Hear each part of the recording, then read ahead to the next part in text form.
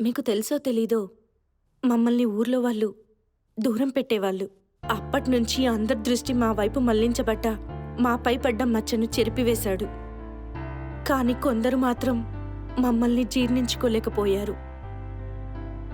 మా వైపింకా కక్ష సాధింపులు చేసేవారు. అప్పుడు నా ఏజ్ 19 ఇయర్స్. మా ఊర్లో పెద్దవాళ్ళు మమ్మల్ని కూర్చొనిచ్చేవారు కాదు. మమ్మల్ని చదువుకునిచ్చేవారు కూడా కాదు. బయటికి గెంటేసేవారు.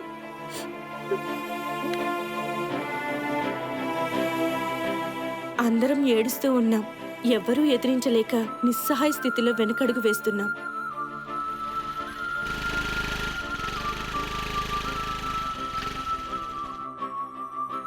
తన గురించి చెప్పాలంటే ఆ అమ్మాయికి అన్యాయమే చేశారు.